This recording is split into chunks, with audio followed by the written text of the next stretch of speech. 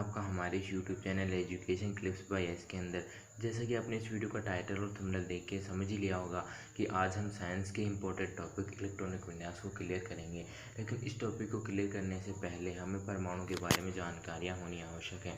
तो पहले हम परमाणु के बारे में चर्चा करेंगे और फिर अपने मेन टॉपिक अर्थात इलेक्ट्रॉनिक विन्यास की ओर आएंगे। तो चलिए बिना टाइम वेस्ट किए शुरू करते हैं। यदि हम परमाणु की परिभाषा के बारे में देखें तो पदार्थ का एक ऐसा अविभाज्य टुकड़ा जिसे और अधिक तोड़ना असंभव है उसे परमाणु कहते हैं। परमाणु 3 प्रकार के कणों से मिलकर बना होता है, इलेक्ट्रॉन, प्रोटॉन और न्यूट्रॉन। इलेक्ट्रॉन की खोज सर जे थॉमसन ने 1897 में की थी। वहीं प्रोटॉन की खोज अर्नेस्ट रदरफोर्ड ने 1911 में की थी। लेकिन कई जगहों पर अर्नेस्ट रदरफोर्ड की जगह ई गोल्डस्टीन नामक वैज्ञानिक का नाम भी आता है। अब हम बात करें हमारे अगले कण अर्थात न्यूट्रॉन की, तो न्यूट्रॉन की खोज जेम्स चैडविक ने 1931 में की थी। विभिन्न वैज्ञानिकों के अनुसार परमाणु के बारे में दिए गए तथ्य निम्न हैं। ये एक अविभाज्य कण है। प्रत्येक पदार्थ छोटे छोटे कणों से मिलकर बना होता है। इन्हीं कणों को परमाणु कहते हैं। परमाणु को न तो नष्ट किया जा सकता है और न ही उत्पन्न किया जा सकता है। परमाणु का अधिकांश भाग खोखला होता है। परमाणु का संपूर्ण द्रव्यमान उसके नाभिक में स्थित होता है। परमाणु में प्रोटॉन और इलेक्ट्रॉन की संख्या समान होती है, जिससे कि यह स्पष्ट होता है कि परमाणु विद्युत उदासीन होता है। परमाणु में इलेक्ट्रॉन एक निश्चित त्रिज्या व ऊर्जा वाले वर्ताकार पथ में गति करते हैं। इन्हीं कक्षों को कक्षाएं कहते हैं।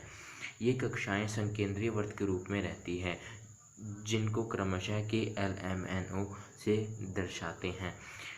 इन कक्षाओं में उपस्थित इलेक्ट्रॉन निकालने के लिए बोर ने एक सूत्र दिया था जिसे 2n² के नाम से जाना जाता है। कक्षा का मान बढ़ाने पर इलेक्ट्रॉन की ऊर्जा भी बढ़ जाती है। यदि इलेक्ट्रॉन एक निश्चित कक्षा में ही चक्कर लगाता रहे तो उसकी ऊर्जा में कोई परिवर्तन नहीं होता है। लेकिन जब इलेक्ट्रॉन ऊर्जा को अवशोषित करता है तो वह बड़ी कक्षा में चला जाता है, और वहीं ऊर्जा का उत्सर्जन करता है तो वह निम्न कक्षा अर्थात छोटी कक्षा में आ जाता है।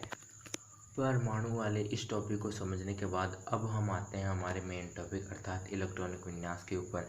पहले देखते हैं कि इलेक्ट्रॉनिक विन्यास कहते किसे हैं। तो किसी अणु, परमाणु या किसी भौतिक संरचना में इलेक्ट्रॉनों की व्यवस्था को इलेक्ट्रॉनिक विन्यास कहते हैं। अर्थात इलेक्ट्रॉनों को एक व्यवस्था के अनुसार दर्शाना ही इलेक्ट्रॉनिक विन्यास कहलाता है। बोर ने बताया कि KLMNO कक्षाएं होती है और इनमें इलेक्ट्रॉन निकालने के लिए 2n² सूत्र पर्याप्त है।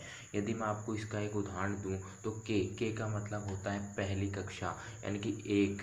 तो n की जगह यदि हम 1 रखें तो पहली कक्षा में 2 इलेक्ट्रॉन भरे जाएंगे। इसी सूत्र के द्वारा पहली कक्षा में 2 इलेक्ट्रॉन, दूसरी कक्षा में 8 इलेक्ट्रॉन, तीसरी कक्षा में 18 इलेक्ट्रॉन और चौथी कक्षा में 32 इलेक्ट्रॉन भरे जाते हैं। उसी प्रकार प्रत्येक कक्षा में उपकक्षाएं भी होती है जिन्हें SPDF के नाम से जाना जाता है। हुंड नियम के अनुसार S उपकक्षा में एक बॉक्स होता है और 2 इलेक्ट्रॉन भरे जा सकते हैं।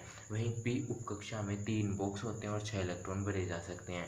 वहीं D उपकक्षा में 5 बॉक्स होते हैं और 10 इलेक्ट्रॉन भरे जा सकते हैं, तथा F उपकक्षा में 7 बॉक्स होते हैं और 14 इलेक्ट्रॉन भरे जा सकते हैं। अर्थात प्रत्येक बॉक्स के अंदर 2 इलेक्ट्रॉन भरे जा सकते हैं, जो कि आप नीचे देख सकते हैं।